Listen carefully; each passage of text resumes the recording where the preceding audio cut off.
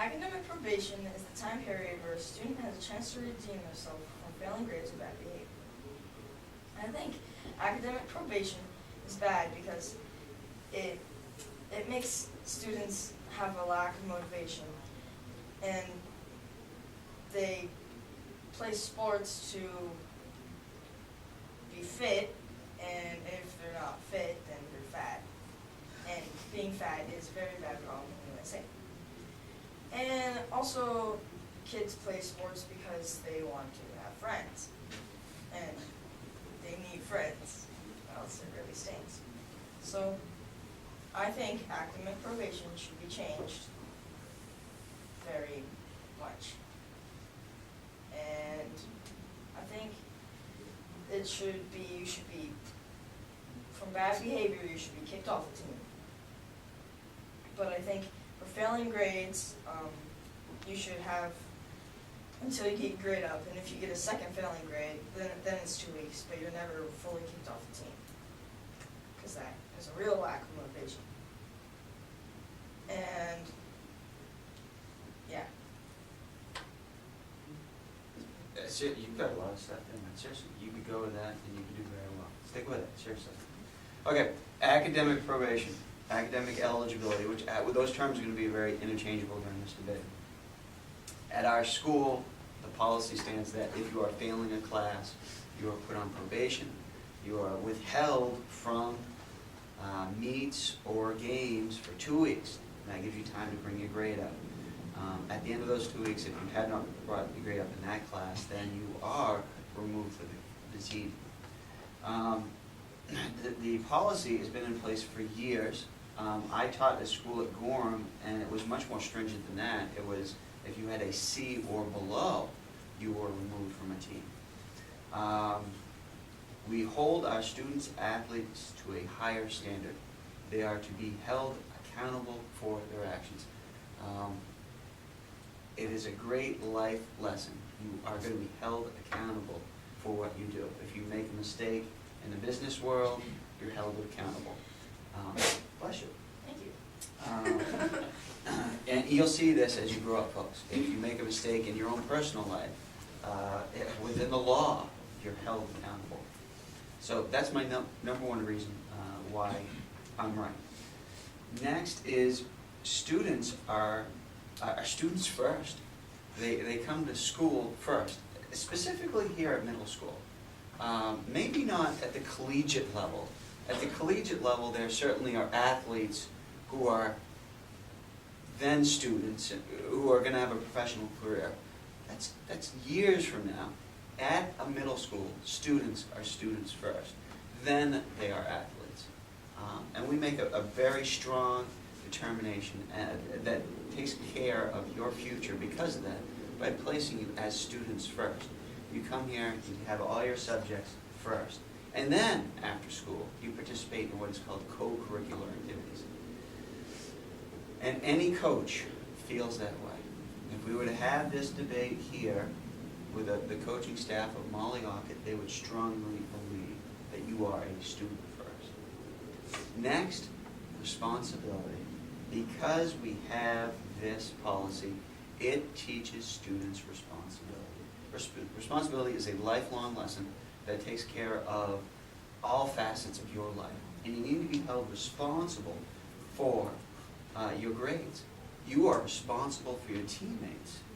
If you aren't holding your weight in school, then you're letting your teammates down because probably you're going to not be involved with your team much longer.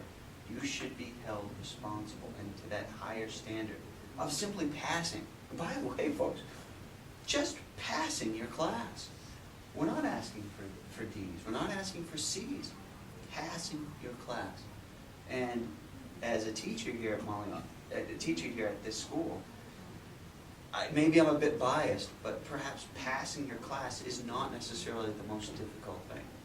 So for accountability, for taking students first, as students, not as athletes, as students first, and being responsibility, and for teaching responsibility, those are the reasons why I will win this debate.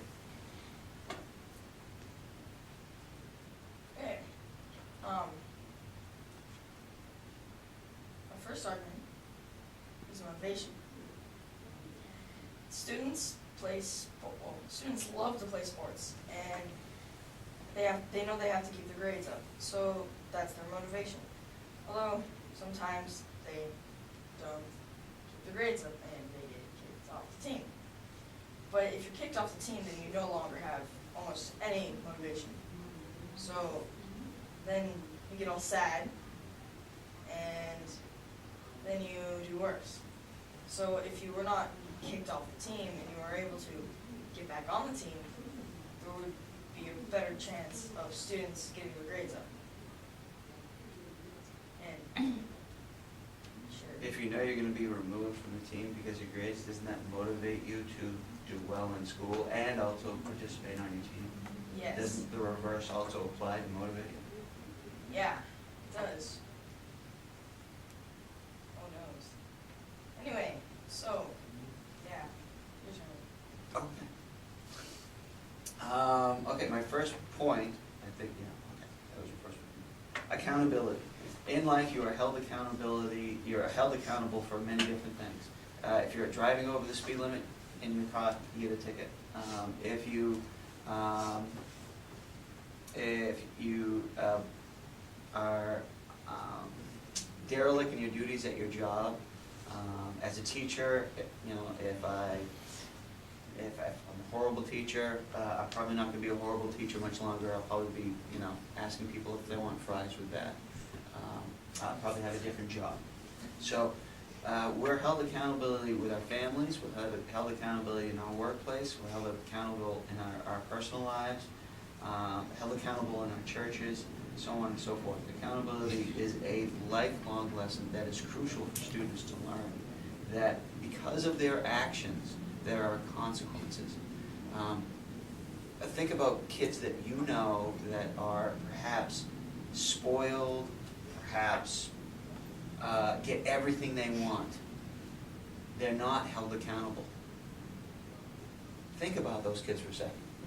Would you want to be those kids? No. The kids that you admire or respect, truly respect, are kids that are respectful and that are accountable, that they know the rules to life. I'm not saying the rules to school.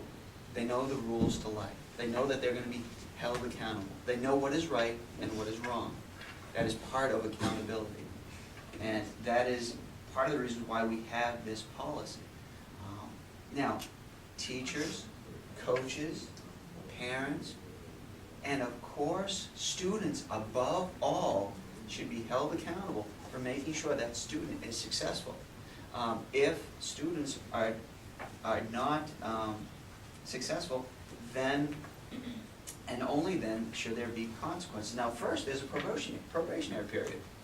2 weeks. 2 weeks to get your grade up. Still go to practice. Some coaches will say, hey, come to practice, bring your books. I know if I were a coach and I had somebody academically ineligible, I could have them come to practice, bring books. I might even have their teammates help them. I mean, whatever I can do to make students be successful, I think that's what any good teacher should be about. But it all comes back to the student wanting to be held accountable for their actions. If you're not held accountable for your actions, life is going to be very disappointing. At some point in time, life is going to crumble upon you. I've seen rich, spoiled kids grow up and they're not held accountable, and they fall right on the faces quite quickly. It's a big, harsh reality slap. Kids need to be held accountable. That is the first reason why I'm right, and I have 2 more reasons why I'm right. I'm ready to hear your second argument. My second argument is fitness. The leading bad thing in America is obesity, and that's because either kids aren't getting outdoors or they're eating too much, and playing sports at school is a very good way to get your fitness up. And if you're kicked off the team, then you're probably like, oh no, I'm not going to keep doing anything anymore. So fitness is very important because it can keep you healthy